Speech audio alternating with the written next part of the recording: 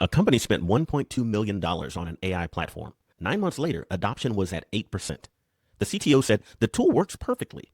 The vice president of operations said nobody trusts it. And the frontline employees, well, they built a workaround in Excel, a spreadsheet. That's not a technology problem. That's a culture problem wearing a technology disguise. Today, change culture or change tools first. Let's untangle this.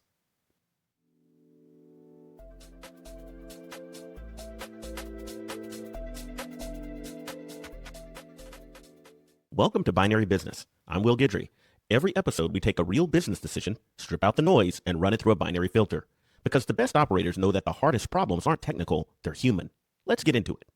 This is one of those debates that's been going on since the first company tried to implement any new technology, ever. And the debate always sounds the same. One side says, we need to change the culture first, get buy-in, build trust, shift mindsets, then bring in the tools. The other side says, just give them better tools. The culture will follow those once people see the results. Both sides have evidence.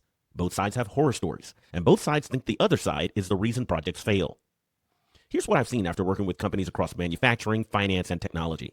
The answer depends on what's actually broken. And most leaders don't diagnose correctly because they're biased toward whichever one they're more comfortable with.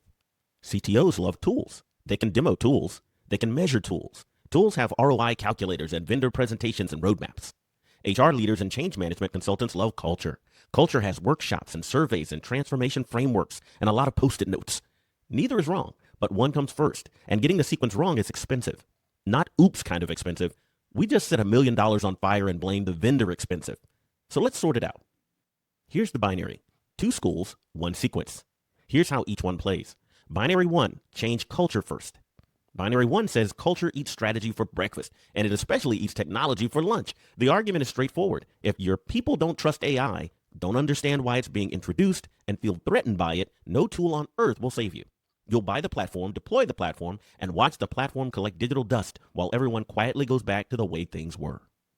I saw this firsthand at a manufacturing plant. They rolled out an AI-powered predictive maintenance system, technically brilliant, could predict equipment failures 72 hours in advance, game-changing capability. The maintenance crew ignored it completely. Why? Because nobody told them the tool was coming.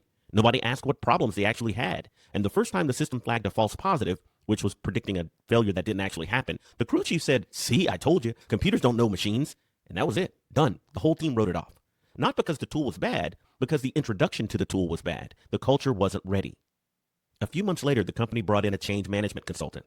A few months of workshops, ride-alongs, and the maintenance team's small pilot program. Then they introduced the same tool, same platform, same algorithm, and adoption hit 78%. Same tool, different culture, completely different result. So culture first works when there's active distrust of AI technology or technology in general, when previous tech rollouts have failed and people are cynical, or when the workforce feels threatened by automation and the leadership hasn't communicated the why behind the change. Binary 0, change tools first. Binary 0 says stop talking and start showing.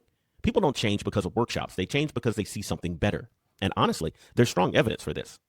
One professional services firm spent 8 months on AI readiness. Surveys, town halls, training sessions, change champions, COEs, the whole 9 yards. By the time they were culturally ready to deploy AI, 3 competitors had already shipped AI-powered client deliverables. All those months of preparation, 0 AI in production. Competitor advantage, gone. Meanwhile, another firm in the same industry just deployed a tool. No fanfare, no transformation workshop. They picked one team, gave them an AI writing assistant and said, try it for 2 weeks. If you hate it, we'll pull it. 2 weeks later, the team asked for more licenses. The tool was so obviously better that nobody needed a workshop to understand why.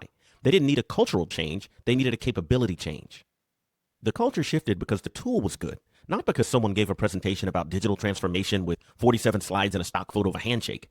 Tools first works when the existing culture is open to experimentation, when the tool delivers obvious and immediate value, or when competitors are moving and you're falling behind, and when the culture problem is actually just unfamiliarity with the tool.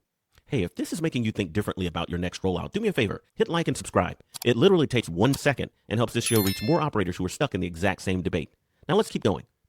The ABCD breakdown. Let's run this through the ABCD framework. A is for audience. Here's the diagnostic question most leaders skip. Is your team resisting the change or resisting the tool? These are 2 completely different problems with 2 completely different solutions. If your team is resisting the change, they don't want AI in their workflow. They feel threatened. They think it's going to replace them. That's a culture problem. No tool fixes fear. You have to address the fear first. But if your team is resisting the tool, the UX is terrible, the output is unreliable, it's slower than the manual process, that's a tool problem. No amount of workshops fixes a bad product. I had a client who was convinced that they had cultural resistance around AI. They brought in consultants, did personality assessments. They held off-site retreats. They spent a few months and over $200,000 on change management. Then someone on the IT team quietly upgraded the AI tool to a newer version with a better interface. Adoption went from 12% to over 60% in 3 weeks. It was never a culture problem.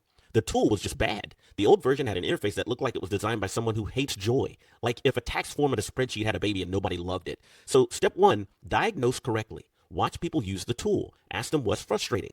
Don't assume the answer before you ask the question. B is for build. If you decide culture comes first, what does that actually look like? And if you decide tool comes first, what does that look like?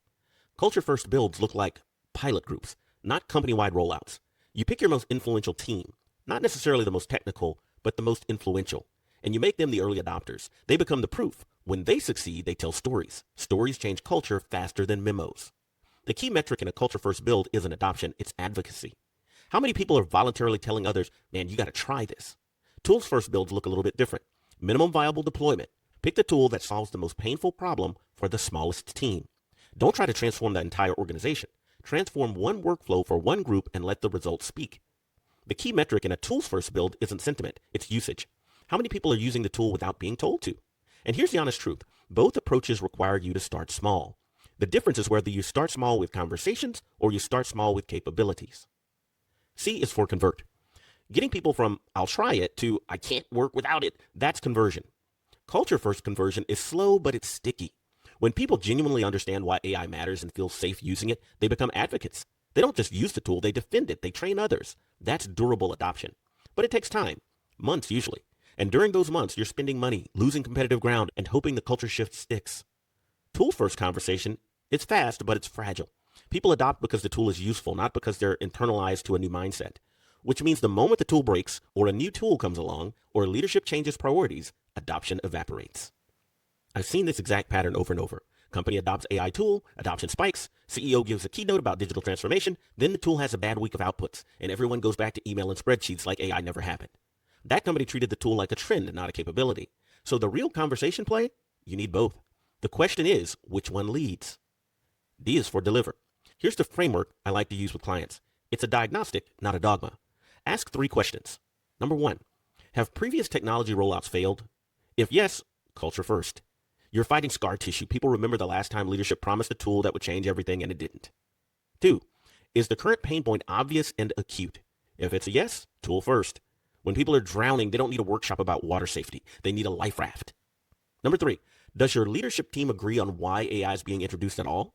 If no, culture first. If the C-suite can't articulate a consistent reason for the change, nobody else can either. And inconsistent messaging from the top creates paranoia at the bottom. So here's the sequence that I see work most often. If the diagnosis is cultural, lead with communication and small pilots. Earn trust, then introduce tools gradually. If the diagnosis is tools, lead with an MVP. Deployment for one team and let the results create pull. Then formalize that cultural adoption. If you really just can't tell, start with tools. Because a good tool with no culture still produces some value. A culture shift with no tool produces meetings. And meetings, last time I checked, don't ship. So here's the call. Culture and tools aren't alternatives. They're dependencies. But one has to come first. And most leaders default to whichever one they're more comfortable with instead of diagnosing what's actually broken. If your people are afraid, change the culture first. Fear doesn't respond to features. If your people are frustrated, change the tools first. Frustration doesn't respond to workshops. And if your leadership can't agree on why AI is being deployed in the first place, stop everything. Go and get alignment. Because you're not fighting a culture problem or a tool problem, you're fighting a strategy problem. And no amount of technology or transformation theater fixes that. So grab your binary decision scorecard. Does this sequence create leverage? If you're running change management workshops while your competitors are shipping AI products, that's not thoughtfulness, that's delay. If you're forcing tools on a team that doesn't trust you, that's not speed, that's sabotage. Pick the right sequence. The results are going to follow. If you haven't done it already, download your free binary decision scorecard. The link's in the description. Use it to diagnose whether your next rollout needs a culture play or a tools play before you spend any money. Like this episode? Hit that like button and subscribe. Every new subscriber makes this show reach another operator who's tired of noise and ready for some signal. In the next episode, trust AI outputs or require human review. We're diving into the review layer debate. It's going to get real. Binary business, all signal, no noise. See you next time.